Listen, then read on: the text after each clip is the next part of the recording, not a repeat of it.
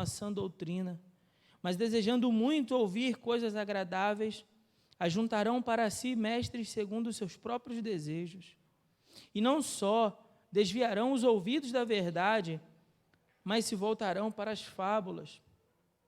Tu, porém, sê equilibrado em tudo, sofre as aflições, faze a obra de um evangelista e cumpre teu ministério.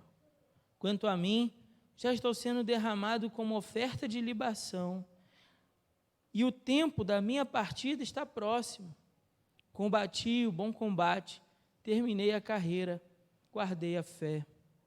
Desde agora a coroa da justiça me está reservada, a qual o Senhor, justo juiz, me dará naquele dia, e não somente a mim, mas a todos os que amarem a sua vinda. Vamos orar. Pai, obrigado, Senhor, por esta porção da Tua palavra. Pedimos que no nome de Jesus, Teu Espírito Santo possa falar aos nossos corações nessa manhã. Que o Senhor, ó Deus, possa falar de maneira santa e poderosa aos nossos corações e nos dar entendimento, compreensão da verdade da Tua palavra.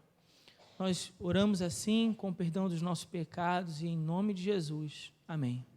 Os irmãos podem se assentar, mas mantenham, por favor, a Bíblia aberta para que você possa ir acompanhando ao longo do texto.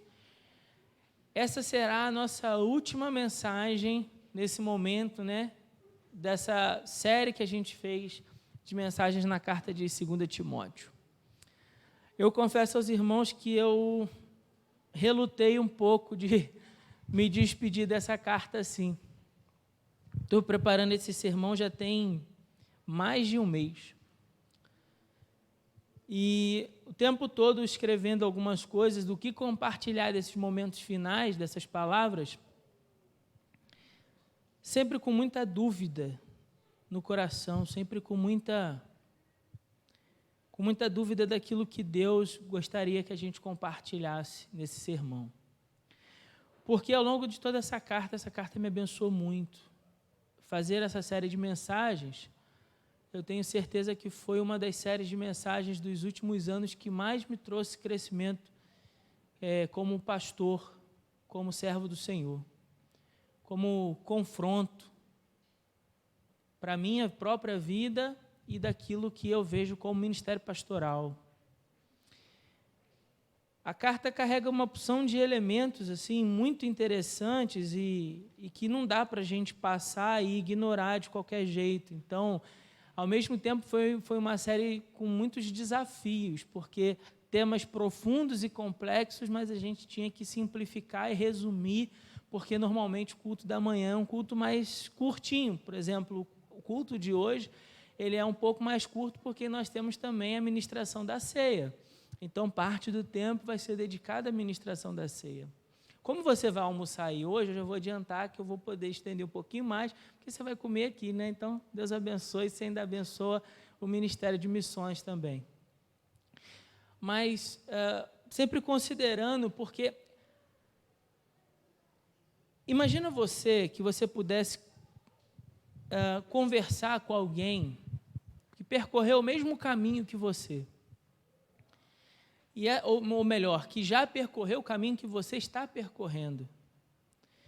E essa pessoa, com toda a sua experiência do tempo, pudesse sentar com você e te dar alguns conselhos. Como é que seria essa conversa? Imagina uma pessoa que viveu experiências que você viveu, que você está vivendo, e até mais profundas, e você pudesse sentar com ela e falar assim: poxa, me dá um conselho. Eu gosto muito de fazer uma pergunta para pastores mais velhos que eu, e a pergunta é a seguinte: é impressionante como é que, no primeiro momento, a maioria se choca, se dá um pulo para trás, quando eu falo assim: olha, se você pudesse voltar no tempo e dar um conselho para aquele ser que você era no início da caminhada, qual conselho você daria? É uma experiência muito bacana.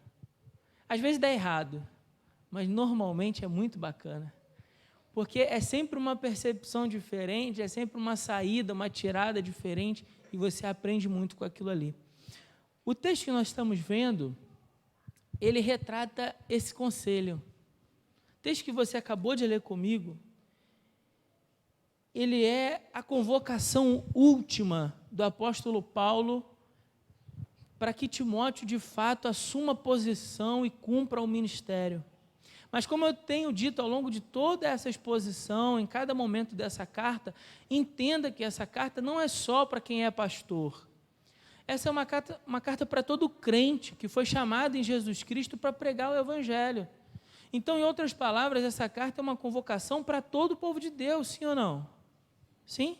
Para todos nós, essa carta é uma convocação para todos nós, para que eu e você tomemos uma posição e cumpramos o ministério, o chamado que Deus tem para a nossa vida.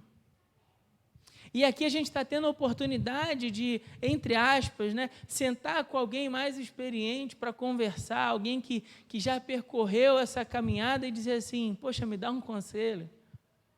O que você diria para alguém na minha posição, que está correndo essa corrida? São as últimas palavras do apóstolo Paulo.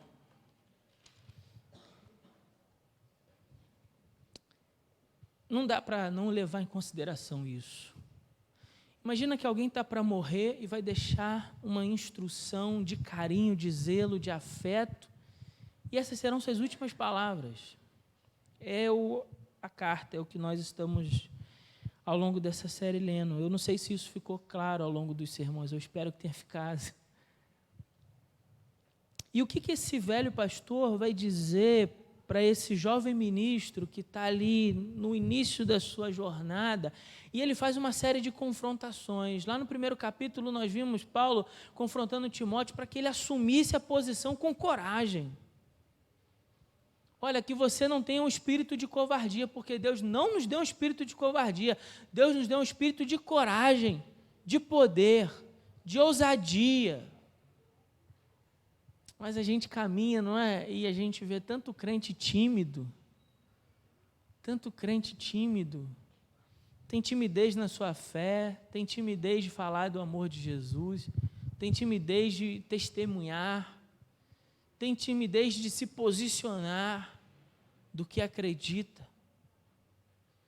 A convocação de Paulo é, olha, não se ensimismeça, não se coloque para dentro de si mesmo, pelo contrário, toma posição e prega a palavra. Nós vimos isso lá no capítulo 1, no verso 8, aliás, no verso 7, quando ele fala, porque Deus não nos deu esse espírito, um espírito de covardia, mas o espírito que Deus nos deu foi um espírito de poder, de amor e de moderação.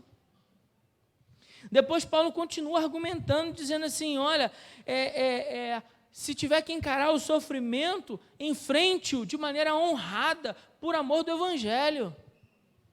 E tudo que não se quer pregar hoje na igreja é o sofrimento. E nós vimos isso nessa carta o tempo todo, porque o próprio fim do apóstolo Paulo, nas palavras que a gente acabou de ler, é que ele diz assim, olha, o meu tempo já está chegando, Deus já me trouxe a iluminação, Deus já manifestou a mim que eu estou de partida, eu já estou sendo entregue como oferta de libação, ou seja, eu já estou morrendo. É o que o apóstolo está dizendo. E a gente precisa encarar o sofrimento de maneira honrada, foi o que Paulo também chamou Timóteo a fazer nessa carta. Lá no verso 12 ele disse, por essa razão eu sofro também essas coisas. Que coisas? Abandono, prisão. Mas eu não me envergonho, porque eu sei em quem tenho crido e estou certo de que Ele é poderoso para guardar o meu tesouro até aquele dia. Então eu estou enfrentando esses sofrimentos, Timóteo, com a certeza da recompensa que me está reservada lá no final. E ele continua dizendo, depois ele fala assim, olha, os da Ásia, os crentes da Ásia, me abandonaram, ninguém veio ver durante o meu julgamento, todos eles foram embora. Você já lidou com abandono? É fácil lidar com abandono? É fácil se sentir abandonado? E Paulo está encorajando Timóteo a falar assim, olha, ainda que todos te abandonem, saiba que o Senhor Jesus não te abandonou. E aí ele fala, olha, mas isso aconteceu, mas ele também fala de um tal de Onesíforo, esse nome meio difícil, mas que a gente aprendeu aqui nessa série de mensagens que significa aquele que dá lucro, que o investimento na vida de Onesíforo não foi um investimento perdido, mas foi um investimento que deu lucro. E por que deu lucro? Porque no meio de tanta gente que abandonou, tinha lá um cara que continuou animando Paulo a continuar, e era o tal do Onesíforo. Para dizer para mim e para você que, mesmo nesses momentos de solidão, Deus usa pessoas para nos apoiar e nos encorajar a continuar seguindo em frente. Aí depois ele continua fazendo uma série de afirmações para Timóteo, dizendo, olha, Timóteo, se você estiver pregando a palavra, entenda, você foi chamado para fazer discípulo, você foi chamado para ser um soldado de Cristo, você foi chamado para ser um atleta de Cristo, você foi chamado para ser um agricultor de Cristo, você foi chamado para ser um obreiro de Cristo. Então faz a obra, procura te apresentar aprovado. Aprovado por quem, Paulo? Aprovado por quem, Paulo? Porque você está preso e todo mundo te abandonou. E as pessoas da Ásia que te abandonaram, Paulo, abandonaram você porque elas não queriam ter os seus nomes ligados ao seu nome, Paulo. Porque, afinal de contas, você é o apóstolo de Cristo que foi preso muitas vezes, chicoteado muitas vezes, açoitado muitas vezes, apedrejado muitas vezes. Então, as pessoas, Paulo, não querem se associar a você, Paulo. Aprovado por quem? Aí aqui a gente aprende uma lição muito importante, que nós não fomos chamados para sermos aprovados pela opinião pública, nós fomos chamados para sermos fiéis ao Senhor. Então nem sempre você vai ser aprovado pela opinião pública, mas está tudo certo. O que nos importa de fato é sermos fiéis à palavra. Isso nós vimos lá no capítulo 2, no verso 15, quando o apóstolo disse, procura apresentar-te aprovado diante de Deus. Porque o apóstolo que está escrevendo isso, nem sempre foi aprovado diante dos homens. Como obreiro que não tem do que se envergonhar, mais uma vez, Paulo está lutando contra a vergonha e a timidez de Timóteo. Para dizer, olha, você não pode se envergonhar, você precisa ter coragem, ousadia de falar de Jesus, de falar do Evangelho e de testemunhar de que você é crente em Jesus Cristo. Que maneja bem a palavra da verdade. E aí no capítulo 3 ele começou a falar para nós sobre a corrupção do homem e a depravação, e do quanto até mesmo no meio da igreja haveriam pessoas que se aproveitariam da fé para corromper o coração de muitos. Mas aí ele chama Timóteo mais uma vez, usando a expressão tu porém, uma expressão que a gente aprendeu aqui, se repete ao longo da carta para mostrar o contraste que o servo de Deus deve viver. Então, enquanto os homens no mundo vivem amando a si mesmos, estou lendo o versículo 2, sendo gananciosos, sendo arrogantes, sendo presunçosos, sendo blasfemos, sendo desobedientes aos pais, sendo ingratos, sendo ímpios, sem afeição natural, incapazes de perdoar, caluniadores, descontrolados, cruéis, inimigos do bem, traidores, inconsequentes, orgulhosos, mais amigos dos prazeres do que amigos de Deus, com aparência de religiosidade, veja, com aparência de religiosidade, mas rejeitando o poder. Ele está falando de falsos crentes, numa linguagem bem própria nossa. Está falando de pessoas que parecem crentes, mas que não são. Ele fala assim, no meio de tudo isso, afasta-te desses também. E aí no verso 10 ele vai usar a expressão tu porém, para dizer assim, olha, em contraste a tudo isso, viva diferente. Assuma um papel de quem decidiu viver na presença de Deus de verdade. Mesmo no meio da igreja. Mesmo no meio da falsidade que habita no seio da igreja. Tenha a coragem de viver na contramão desses também. Tenha coragem. Tu, porém, um chamado, uma convocação, uma advertência que se repete na carta. Depois ele vai usar essa mesma advertência no versículo 14, quando ele chama Timóteo para um compromisso sincero com a palavra de Deus, um apego sincero com a palavra, e aí ele vai dizer, olha, porque desde a infância, você sabe as sagradas letras que podem te fazer sábio para a salvação, Porque no meio da igreja, alguns de nós tiveram o privilégio, como de Timóteo, de ouvirem do Evangelho desde crianças. Muitos de vocês tiveram o privilégio de ouvir o Evangelho desde muito cedo, outros não. Timóteo foi um desses que teve o privilégio de ouvir muito cedo. E aí Paulo vai dizer, desde a infância você conhece. E essas letras podem te fazer sábio para a salvação pela fé em Cristo, porque toda a Escritura, a palavra de Deus, ela foi divinamente inspirada e proveitosa para repreender, para corrigir, para instruir em justiça, a fim de que o homem de Deus, ou seja, você, tenha pleno preparo e plena capacidade para realizar toda a obra. Por que Paulo está dizendo isso? Você já pensou? Porque muitas vezes nós nos sentimos muito aquém da tarefa que Deus nos confiou para realizar. Sim ou não? Nós nos sentimos que não temos o preparo adequado para realizar isso. E aí Paulo está dizendo a Timóteo, se nesse momento da caminhada você se sentir despreparado, fique tranquilo, porque na Escritura está todo o preparo que você precisa para realizar essa jornada. Se apegue à palavra, se apegue às Escrituras. E aí, por fim, no capítulo 4, a convocação final de Paulo é tão importante, irmãos, que ele chama como testemunha o próprio Deus e Cristo Jesus. Paulo vai fazer uma convocação última. E no final da carta, isso é tão importante que olha como é que ele começa, o versículo 1 do capítulo 4. Acompanhe aí, por favor, na sua Bíblia. Ele diz assim, olha, eu te exorto, diante de quem? De Deus e de Cristo Jesus. O que eu vou falar para você, agora, nesse momento, merece a sua atenção. Merece uma atenção tão especial, que eu convoco como testemunha do que eu estou te dizendo, Deus e Cristo Jesus. Você nunca vai poder dizer que não ouviu isso aqui. Agora isso serve para mim e para você também. E a convocação é o quê? Verso 2, prega a palavra.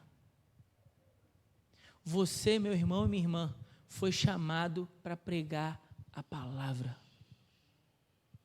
Uma observação, quando necessário, use as palavras, mas a todo dia, a todo tempo, você foi chamado a pregar a palavra. Você foi chamado para ser uma testemunha fiel daquilo que Deus deseja anunciar ao mundo perdido. Você foi chamado para isso. Você nasceu para isso. Esse é uma responsabilidade? Sim, é uma responsabilidade, mas também é um grande privilégio, entenda isso. É um grande privilégio o fato de que Deus nos chamou para pregar a sua palavra. Deus podia ter chamado os anjos. Deus podia ter criado uma outra criatura para que levasse a palavra. Deus podia ter escolhido um outro jeito de fazer, certamente era melhor do que eu. Certamente seria melhor do que você. Mas Deus chamou a minha vida e a sua vida para pregar o Evangelho. E aí você deixa passar essa grande oportunidade, esse grande privilégio de participar do que Deus está realizando no mundo. Por que a gente deixa isso? Por vários fatores, a gente falou aqui ao longo dessa série. A gente deixa por apatia mesmo, a gente se acovarda. A gente deixa por falta de tempo, por dizer que é muito longe, ou está chovendo, ou eu não tenho tempo, ou eu não posso, ou eu estou trabalhando, ou eu estou fazendo uma pós-graduação, ou eu estou fazendo mestrado, ou estou fazendo doutorado, ou eu estou fazendo não sei o quê, ou estou fazendo não sei o que lá. A gente fica inventando uma porção de desculpas para não abraçar o privilégio com medo da responsabilidade que está inserida no privilégio, pregar a palavra.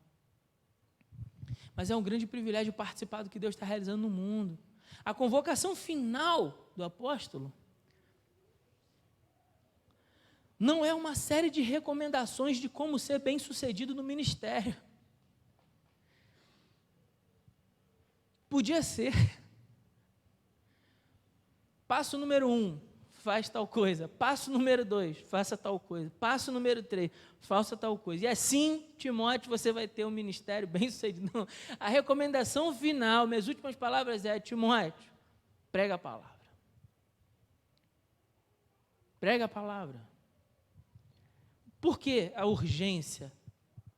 Por que a urgência na pregação do Evangelho? vou ler para você, porque não dá tempo nem de explicar muito, mas vou ler para você 6 motivos à luz desse texto pela essa urgência. Primeira urgência está no verso 1, diante da vinda de Jesus, a iminente vinda de Jesus. Ele fala no verso 1, te exorto diante de Deus e de Cristo Jesus, que há de julgar os vivos e os mortos, pela sua vinda e pelo seu reino. Primeiro motivo, pastor, pelo qual devo pregar o Evangelho, devo assumir a posição hoje de pregar o Evangelho, porque Jesus está voltando. Jesus está voltando. E é por isso que a igreja precisa tomar a posição de pregar o Evangelho, porque Jesus está voltando e muitas pessoas estão indo para o inferno porque elas ainda não ouviram que há salvação em Cristo Jesus. E para que elas possam ouvir, você precisa pregar a palavra, você precisa anunciar o Evangelho, você precisa dizer que há salvação em Cristo Jesus. Jesus está voltando, o tempo está acabando. A Bíblia fala assim, trabalha enquanto é dia, porque a noite vem quando ninguém pode trabalhar. A noite está chegando. O dia da vinda do Senhor está chegando. Por isso, nós temos urgência na pregação do Evangelho. Segundo motivo que Paulo descreve, diante da corrupção dos últimos dias. Lá no verso 3, ele fala assim, acompanha aí, por favor, diz assim, porque chegará o tempo em o quê? Que não suportarão o quê? A sã doutrina, mas desejando muito ouvir coisas o quê? Agradáveis, ajuntarão para si mestres segundo os seus próprios desejos. Em outras palavras, Paulo está dizendo a Timóteo, vai chegar um tempo que não vão querer você. Não vão querer você. Por que não vão querer você? Porque eles ajuntarão para si mestres segundo os seus próprios desejos. Até ler esse versículo, eu vou confessar uma coisa para os irmãos. Eu sempre pensei que os falsos profetas, os falsos mestres, eles surgiam na igreja por causa da sua esperteza. Eu sempre pensei dessa maneira. Que uma pessoa mal intencionada se aproveitasse da igreja, então ela surge na igreja e começa a ensinar um negócio errado e a galera cai. À luz desse texto, não é bem assim que o processo acontece, não. Porque à luz desse texto, o que mostra para mim, o que nos ensina, é que os falsos mestres surgem como um produto da igreja corrompida. Da igreja que desejou mais ouvir as doces mentiras do que o remédio amargo da sã doutrina. Entendeu? A sã doutrina, às vezes, ela é o remédio amargo, que eu não quero tomar, mas vai curar a minha alma. Mas aí eu abro mão desse remédio amargo para um xarope com mel, docinho, mas que é uma mentira.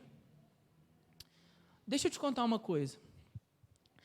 Lembra daquelas historinhas que você lia quando você era criança, dos circos que passavam itinerantes pelas cidades? Lembra que ali tinha os espetáculos? Sempre alguma coisa muito diferente. Um anão muito forte, a mulher barbada, né? Os acrobatas, os malabaristas. Não era sempre algo assim que chamasse a atenção de todo mundo? Então, deixa eu te contar um negócio.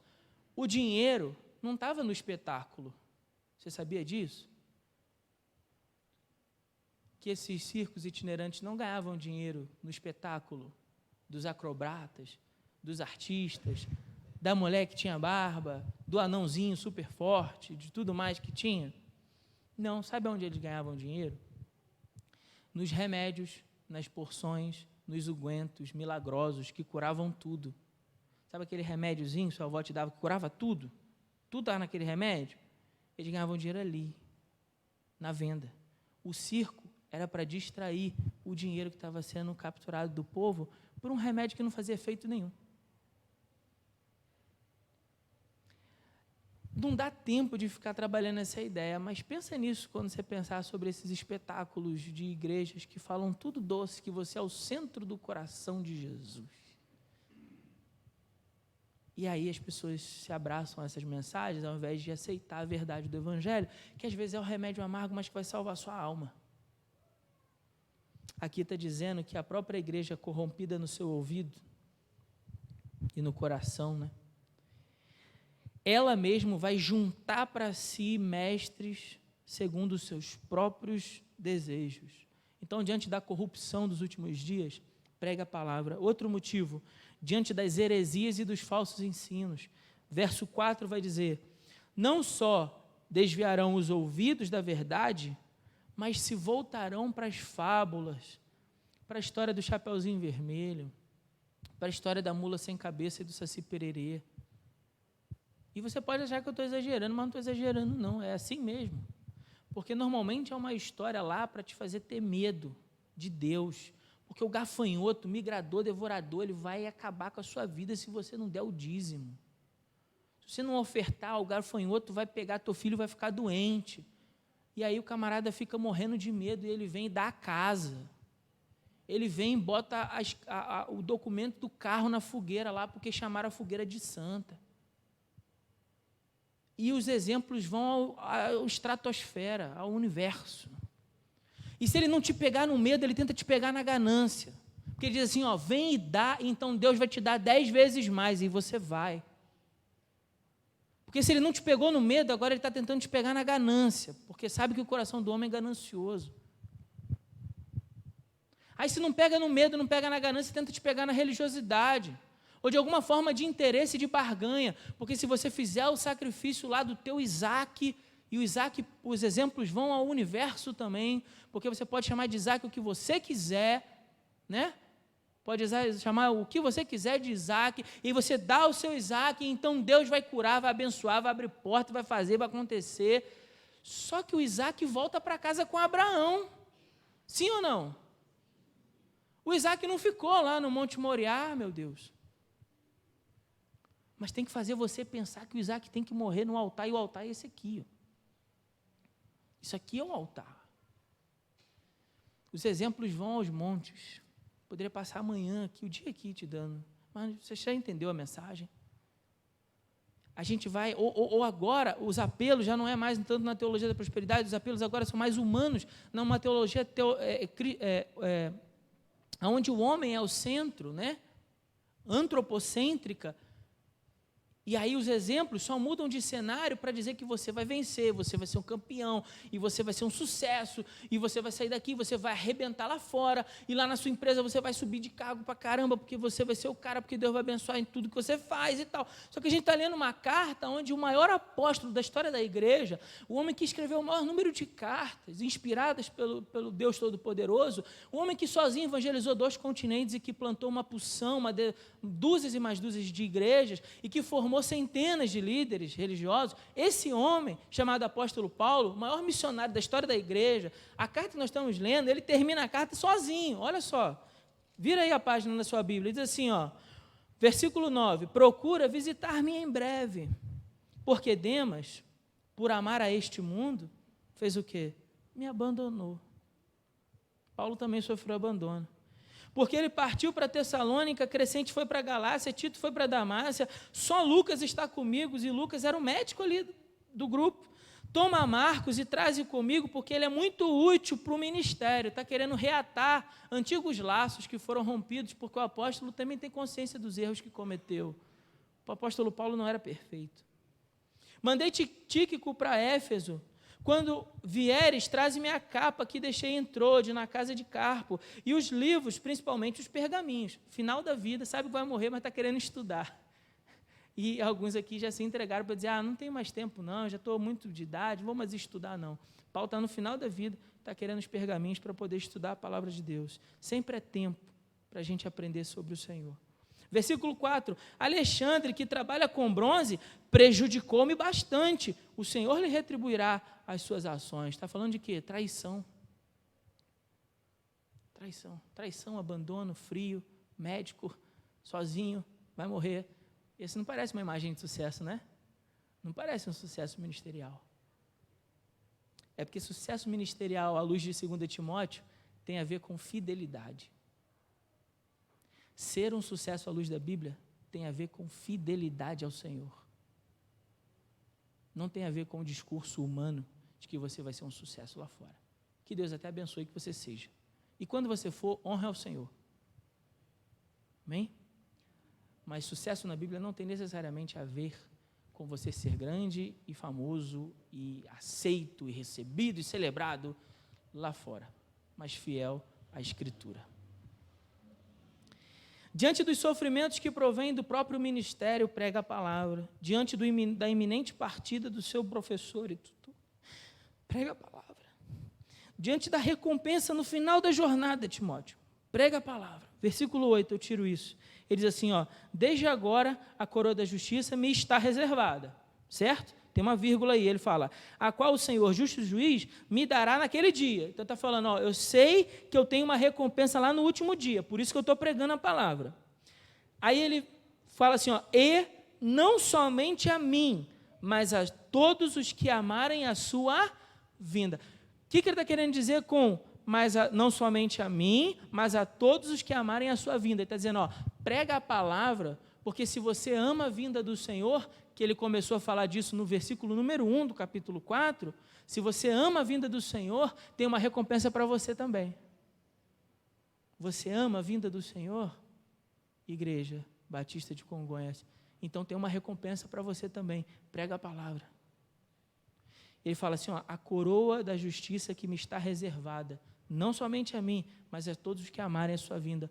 Há para nós uma recompensa no final dessa jornada, e é por isso que eu e você precisamos pregar a palavra. Que no nome de Jesus, essa carta tenha servido para te encorajar a tomar uma posição, a não viver salvo, sentado e satisfeito no banco de uma igreja, a não limitar a sua participação no culto, apenas vir e ir embora, mas de trabalhar de maneira atuante na pregação do Evangelho, não achando que está trabalhando para o pastor, não, ou achando que está trabalhando para o corpo diaconal ou para a liderança da igreja, não. Como a gente conversou com o Ministério de Louvor sobre isso, e a palavra foi muito própria, o nosso trabalho é para o Senhor. O Senhor é o contratante desse serviço que nós prestamos. Então, eu quero poder ofertar o melhor do que eu tenho para dar para o Senhor. E aí eu volto a dizer uma coisa que eu compartilhei hoje pela manhã também com uma pessoa. Lá fora no mundo, eu faria o melhor? Contratado por uma empresa por causa de um salário na carteira, você não faria o melhor? Você não faz o melhor? Por que para o Senhor eu não vou apresentar ainda mais? Por que para Deus eu não vou me esforçar ainda mais? Por que não por causa de um salário na minha carteira, mas por conta da coroa da justiça que me está reservada, eu não vou me esforçar ainda mais? Porque para Deus está bom, afinal de contas eu não estou recebendo para isso, então o pagamento é o salário.